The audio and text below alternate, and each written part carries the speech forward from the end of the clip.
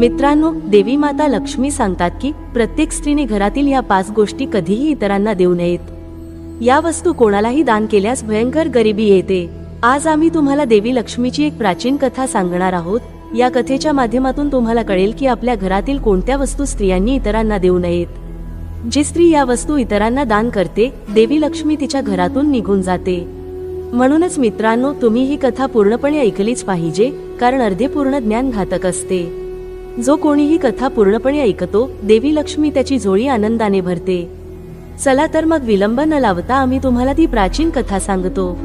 मित्रांनो, खूप वर्षांपूर्वी विदर्भ प्रदेशात एक अतिशय सुंदर शहर होते. त्या शहरात सुकन्या नावाची स्त्री पती आणि सासूसोबत राहत होती. सुकन्या ही एक पतिव्रता स्त्री होती, जी नेहमी धर्माचे पालन करण्यास तत्पर असायची आणि घरातील सर्व कामात कुशल होती. सुकन्याचा स्वभाव खूप दयाळू होता. ती नेहमी इतरांना मदत करायची. सुकन्याचा नवरा संजय एक दुकानदार होता. त्याचे धान्याचे दुकान होते. लोकांना लागणाऱ्या वस्तू तो बाजारात विकायचा. सुकन्याचे आपल्या पतीवर खूप प्रेम होते. ती आपल्या पतीला परमदेव मानत असे आणि कसलीही तक्रार न करता त्याची सेवा करत असे. सुकन्या रोज सकाळी नवऱ्याच्या अंगोदर उठायची, घराचं अंगण स्वच्छ करायची, मग रांगोळी काढायची आणि अंगण सजवायची. त्यानंतर ती घरामध्ये साफसफाई करायची. नंतर आंघोळ वगैरे उरकून ती तुळशीला पाणी देऊन देवी देवतांची पूजा करायची. अशा प्रकारे ती तिची दिनचर्या पार पाडत असे. मित्रांनो, सुकन्या कधीच कोणाचा अनादर करत नसे. ती सगळ्यांशी गोड आवाजात बोलायची. छोट्या मोठ्या सर्वांचा आदर करत असे. म्हणूनच सुकन्याला पाहून सर्वजण म्हणायचे की ती लक्ष्मीसारखे गुण असलेली स्त्री आहे. ती तिच्या कुटुंबाची किती छान काळजी घेते. याशिवाय परोपकार करताना सुकन्याने कधीही हात मागे घेतला नाही. कोणताही भिकारी तिच्या दारात आला तरी तिने त्याला भिक्षा न देता परत पाठवले नाही. त्यांच्या दारातून कोणीही रिकाम्या हाताने गेले नाही. जो कोणी उपाशीपोटी त्याच्या दारात यायचा तो पोटभर जेवूनच परतायचा. त्यामुळेच त्यांच्या दारात आलेले सर्व भिकारी अत्यंत आनंदित झाले आणि त्यांना आशीर्वाद देऊन परतले. एवढेच नाही तर सुकन्याने तिच्या शेजाऱ्यांनाही मदत केली. तिच्या शेजारी राहणाऱ्या सर्व गरीब आणि दुःखी लोकांना ती रोज अन्न द्यायची. सुकन्या शेजाऱ्यांना हव्या त्या गोष्टी विचार न करता द्यायची. त्यामुळे सुकन्याच्या शेजाऱ्यांनीही तिचा फार आदर केला. ते म्हणायचे, अरे, ही सुकन्या खरंच महान देवी आहे. आई अन्नपूर्णाने स्वतः सुकन्याच्या रूपात जन्म घेतला आहे. जेव्हा जेव्हा लोक सुकन्याचे कौतुक करायचे तेव्हा ते सर्व तिच्याबद्दल चांगलेच बोलायचे. पण लोकांचे म्हणणे ऐकूनही सुकन्याला कधी गर्व झाला नाही. त्या सर्वांशी ती आदराने बोलायची. असेच दिवस जात होते. मग एके दिवशी सुकन्याची एक शेजारीण तिच्या घरी येते. तेव्हा सुकन्या तिचे स्वागत करते आणि तिला प्रेमाने सांगते, ये ताई, आमच्या घरी तुमचं स्वागत आहे. आज तू माझ्या घरी कसे येणे केलेस? तुला काही हवे असेल तर मला सांग बरं, मी तुला नक्कीच मदत करेन. सुकन्या शेजारीण म्हणते, हे सुकन्या बहीण, आज माझ्या घरी अनेक नातेवाईक आले आहेत. मी त्यांच्यासाठी जेवण बनवत आहे. म्हणूनच मी तुमच्याकडे पोळ्या बनवायचे तवा, बेलन आणि कोळपाट मागायला आले आहे. काही वेळासाठी मला बेलन आणि तवा दिल्यास खूप मोठा उपकार होईल.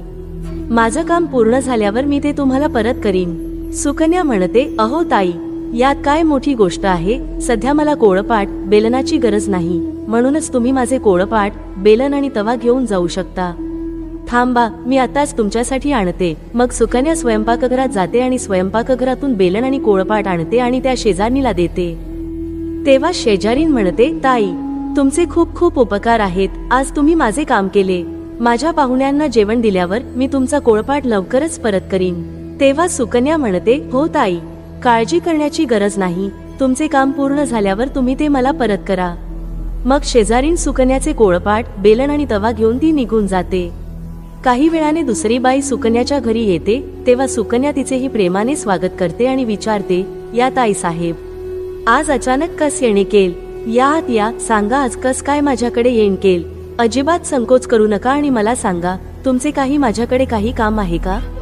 तेव्हा ती स्त्री म्हणते, अहो ताई, माझ्या घरात खूपच कचरा झाला आहे. तसेच माझ्या मुलाने आजच सकाळी माझा झाडू मोडला आहे आणि आता माझ्याकडे माझे घर स्वच्छ करण्यासाठी काहीही नाही.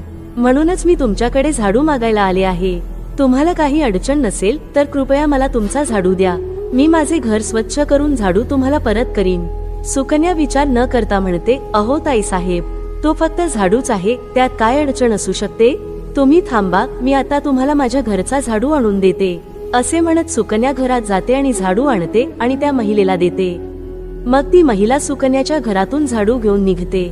मग काही वेळाने अजून एक स्त्री सुकन्याच्या घरी येते, तेव्हा सुकन्या तिचे सुद्धा मोठ्या प्रेमाने स्वागत करते. सुकन्या म्हणते, अहो ताई, या की आतमध्ये. बोला, काय चाललंय तुमच? आज माझ्या घरी कसे काय येण केले? बर असू द्या, तुम्हाला जर काही हवे असेल तर ते तुम्ही मन मोकळेपणाने सांगा, मी तुम्हाला मदत करण्याचा नक्कीच प्रयत्न करेन.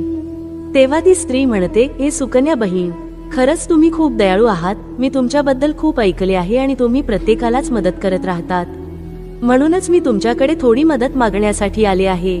तेव्हा सुकन्या म्हणते, अहो ताई, अजिबात संकोच करू नका. तुम्हाला जे हवे ते मागा. जर ते तुम्हाला देऊ शकत असेल तर मी नकार देणार नाही. मी तुम्हाची नक्कीच मदत करेन. तेव्हा ती स्त्री म्हणते, हे सुकन्या ताई, आज माझ्या मुलीला पाहायला मुलगा येत आहेत, म्हणून मी चिंतेत आहे. माझ्याकडे तिला घालण्यासाठी दागिने, नवीन शालू नाही. मग मी माझ्या मुलीला काय देऊ? आमच्याकडे घालायला चांगले कपडेही नाहीत, म्हणून कृपया मला तुमचे काही दागिने आणि कपडे फक्त एका दिवसासाठी द्या. मुलगा पाहून निघून गेल्यावर मी तुमचे दागिने आणि कपडे परत करीन. त्या शेजारणीचे म्हणणे ऐकून सुकन्या म्हणाली, ठीक आहे ताई, तुम्ही काळजी करू नका. तुमची मुलगी माझ्या लहान बहिणीसारखी आहे. मी तुमची नक्कीच मदत करेन. थांबा, मी आता तुम्हाला माझे दागिने आणि साडी देते, जे परिधान केल्याने तुमची मुलगी राजकुमारी सारखी दिसेल. मग सुकन्या आपल्या खोलीत जाते व दागिने आणि एक सुंदर साडी आणते आणि त्या शेजारणीला देते. तेव्हा ती शेजारीण खुश होते आणि सुकन्याचे दागिने आणि साडी घेऊन निघून जाते. मग संध्याकाळ होते आणि आणखी एक शेजारीण सुकन्याच्या घरी येते. सुकन्या ही तिचं मोठ्या प्रेमाने स्वागत करते आणि म्हणते, ये बहीण, आज माझ्या घरी कसे आलात? ती शेजारी म्हणते, हे सुकन्या बहीण, तू खूप दयाळू आहेस आणि प्रत्येकाला मदत करतोस, म्हणूनच मी तुमच्याकडे आले आहे. माझ्या तान्ह्या मुलाला भूक लागली आहे आणि त्याला प्यायला दूध नाही, म्हणूनच मी तुमच्याकडे दूध मागायला आले. माझ्या बाळासाठी थोडे दूध मिळाले तर तुम्हाला खूप आशीर्वाद लागेल. तेव्हा सुकन्या म्हणते, अग ताई, यात काय मोठी गोष्ट आहे, मी आता तुम्हाला दूध देते. आणि मग सुकन्या स्वयंपाकघरात जाते आणि थोडे दूध आणते आणि त्या शेजारीण स्त्रीला देते. आणि मग ती शेजारीण सुद्धा आनंदाने दूध घेऊन जाते. मित्रांनो, अशा प्रकारे सुकन्या तिच्या सर्व शेजाऱ्यांना मदत करते आणि आनंदाने स्वतःच्या घरची कामे करू लागते. मग रात्र पडताच तिचा नवरा घरी परतला. मग सुकन्या आपल्या पतीला नमस्कार करते आणि त्याची चांगली सेवा करते. आपल्या पतीला जेवू घालते आणि नंतर स्वतःही जेवण करते. मग रात्री पती पत्नी दोघेही सुखाने झोपतात. मग दुसऱ्या दिवशी जेव्हा ते उठतात तेव्हा त्यांना एक वाईट बातमी ऐकायला मिळते. एक माणूस धावत धावत सुकन्याच्या घरी येतो आणि सुकन्याच्या पतीला म्हणतो, भाऊ, काल रात्री तुमचे दुकान कोणीतरी लुटले. उठा, चला लवकर, खूप मोठी चोरी झालेली आहे. आपल्या दुकानामधील सर्व सामान गायब आहे. त्याच वेळी सुकन्याचा नवरा अचानक घाबरतो आणि त्याच्या दुकानाकडे धाव घेतो आणि पाहतो की कोणीतरी त्याचा सर्व माल लुटला आहे. त्याच्या दुकानात ठेवलेले सर्व पैसेही चोरीला गेल्याचे त्याला दिसते. तो दुःखी आणि निराश होऊन घरी परततो आणि सुकन्याला सर्व काही सांगतो. हे ऐकून सुकन्या खूप दुःखी झाली. सुकन्या म्हणाली, अहो, काळजी करू नका. आपल्या घरात मी खूप पैसे ठेवले आहेत, ज्यातून तुम्ही पुन्हा व्यवसाय सुरू करू शकता. मग सुकन्या तिच्या घराच्या तिजोरीत पाहते तर काय तेही पूर्णपणे रिकामी दिसते. त्यातील सर्व सामान आता चोरीला गेले होते. हे पाहून सुकन्या खूप दुःखी होते. हे कसे घडले हे त्यांना समजत नाही. तेव्हा सुकन्याचा नवरा तिच्यावर खूप चिडतो आणि विचारतो, सुकन्या, खर सांग, आपल्या घरात ठेवलेले सर्व पैसे कुठे गेले? ते अचानक कसे गायब झाले? ते सुद्धा चोरीला गेले की काय? सुकन्या म्हणते, अहो स्वामी, मी तर घरीच होते अन सर्व पैसे तिजोरीतच होते. ते कोणी चोरले ते मला माहित नाही आणि कसे गायब झाले तेही मला काहीच माहित नाही. मित्रांनो, तेव्हा दुखी मनाने रागात येऊन सुकन्याचा नवरा म्हणतो, सुकन्या, तू नेहमीच इतर लोकांना आपल्या घरी बोलावून त्यांना जेवू घालतेस, अनोळखी व्यक्तींना घरी बोलवतेस, याचाच हा परिणाम आहे. त्याचपैकी एकाने आपल्या घरातून सर्व पैसे चोरले आहेत आणि ते तुला कळल सुद्धा नाही. रागाच्या भरात सुकन्याचा नवरा तिला शिवीगाळ करतो. सुकन्याची सासूही तिला खूप शिव्या देते आणि म्हणते, या शेजाऱ्यांना घरातील वस्तू देणारी तूच आहेस. तू कधीही विचार न करता कोणालाही मदत करत असतेस. त्यातील कोणीतरी सर्व पैसे चोरले आहेत. घरातील सर्वजण सुकन्याला वाईट बोलू लागतात. तेव्हा सुकन्या आपल्या पतीचे सांत्वन करून म्हणते, हे स्वामी, मी माझे काही दागिने आपल्या शेजारणीला दिले आहेत. मी तिच्याकडील दागिने घेऊन परत येते. मग सुकन्या त्या गरीब शेजारणीच्या घरी जाते आणि पाहते तर काय की त्याच्या घरीच कोणी नाही. ती महिलाही घर सोडून सुकन्याचे दागिने घेऊन पळून गेलेली असते. मित्रांनो, मग सुकन्या निराश होऊन आपल्या घरी परतते आणि ती तिच्या पतीला सर्व काही सांगते. सुकन्याचे बोलणे ऐकून तिचा नवरा चिडला आणि सुकन्याला शिवीगाळ करू लागला. सुकन्याचा नवरा म्हणतो, हे सुकन्या, तू खूपच मूर्ख आहेस. तुझ्यामुळे आम्ही आमची सर्व संपत्ती आणि वैभव गमावले आहे. तुमच्या दानाच्या सवयीमुळे आम्हाला हा त्रास झाला आहे. आता तू या घरात राहू शकत नाहीस. तू याच क्षणी हे घर सोडून निघून जा. सुकन्या म्हणते, हे स्वामी, तुमच्याशिवाय या जगात माझे कोणीही नाही. तुमच्याशिवाय मी कुठं जाऊ? मी काय करू? सुकन्याचा नवरा म्हणतो, तू कुठेही जाऊ शकतेस, पण आता तू या घरात राहू शकत नाहीस. तुझ्यामुळे माझे सर्व काही उद्ध्वस्त झाले आहे. आता तू या घरात राहिल्यास बाकी सर्वच नष्ट होईल. सुकन्या आपल्या पतीला हात जोडून विनवणी करू लागली, हे स्वामी, असे बोलू नका. मी कोणताही गुन्हा केलेला नाही. मी तुमच्याशिवाय जगू शकत नाही. मला माफ करा. या तुमच्या दासीला घरातून हाकलून देऊ नका. पण सुकन्याचा नवरा तिचं काहीच ऐकत नाही आणि तिला घरातून हाकलून देतो आणि म्हणतो, आता तू हे घर सोड आणि परत येऊ नकोस. तुमची इच्छा असेल तर तू नदीत उडी मारून तू तुझा जीव देऊ शकतेस, पण आता तू माझ्यासोबत या घरात राहू शकत नाहीस. मग सुकन्या दुःखात रडत रडत आपल्या पतीच्या घरातून निघून जाते. मग चालत असताना सुकन्या माता लक्ष्मीच्या मंदिरात जाते आणि लक्ष्मीची प्रार्थना करते आणि म्हणते, हे आई, मी असे कोणते पाप केले आहे की ज्यामुळे मला आज घरामधून हाकलून दिले आहे? मी गरिबांची मदत केली हाच माझा गुन्हा आहे ना? हे लक्ष्मी माता, मी रोज तुझी पूजा करायचे, तरीही तू माझ्या घरातून का निघून गेलीस? कृपया मला सांगा आई, मी असा काय गुन्हा केला आहे की तू माझ्यावर रागावली आहेस? मग सुकन्या तिथे बसून विचार करू लागली की जर माझा नवरा मला स्वीकारणार नाही तर मी जगून काय करावं? माझ्या पतीची दुर्दशा माझ्यामुळे झाली असेल तर मला जगण्याचा अधिकार नाही. असा विचार करून सुकन्या आपला जीव देण्यासाठी नदीकडे जाऊ लागते. सुकन्या नदीजवळ जाऊन देवी लक्ष्मीची प्रार्थना करते, हे लक्ष्मी माता, आता मी माझ्या प्राणाची आहुती देणार आहे. माझ्या तुझ्या पूजेत काही कमतरता राहिली असेल तर मला क्षमा करा. मी माझ्या पतीशिवाय जगू शकत नाही, म्हणूनच मी आता या नदीत उडी मारून माझ्या प्राणाची आहुती देणार आहे. असे म्हणत सुकन्या नदीत उडी मारणार होती तेव्हा त्या ठिकाणी एक चमत्कार होतो आणि अचानक माता लक्ष्मी प्रकट होतात आणि त्या सुकन्याला दर्शन देते. आई लक्ष्मी सुकन्याला म्हणते, सुकन्या थांब, थांब बेटी, हे काय करत आहेस? आत्महत्या करणे पाप आहे. तेव्हा सुकन्या डोळे उघडते आणि पाहते की देवी लक्ष्मी तिच्या समोर उभी आहे. मा लक्ष्मीला पाहून सुकन्याला खूप आनंद होतो आणि मा लक्ष्मीला पुन्हा पुन्हा नमस्कार करताना ती म्हणते, हे मा लक्ष्मी, मला क्षमा करा, मी खूप मोठं पाप करणार होते. देवी लक्ष्मी म्हणते, हे सुकन्या, माणसाने स्वतःचा जीव घेऊ नये. हे घोर पाप आहे. भगवंताने दिलेले शरीर असे नष्ट कधीच करू नये. सुकन्या म्हणते, हे आई, मी असहाय्य आहे. माझ्या पतीने मला सोडले आहे आणि या समाजात पतीने सोडलेल्या स्त्रीला सन्मान मिळत नाही. मी माझ्या पतीशिवाय राहू शकत नाही, म्हणूनच मी माझ्या प्राणाची आहुती देणार आहे. तेव्हा देवी लक्ष्मी म्हणते, हे सुकन्या, मला सर्व काही माहीत आहे आणि मला हे देखील माहीत आहे की तुझ्या पतीने तुला का सोडले आहे. तुझ्या चुकीमुळे हे सर्व घडले आहे. तू नकळत काही गोष्टी दान केल्या होत्या, त्यामुळे मला तुझे घर सोडावे लागले. जी स्त्री आपल्या घरातील या वस्तू इतरांना देते, मी तिच्या घरात राहत नाही. मी फक्त त्या वस्तू घेऊन त्यांचे घर सोडते.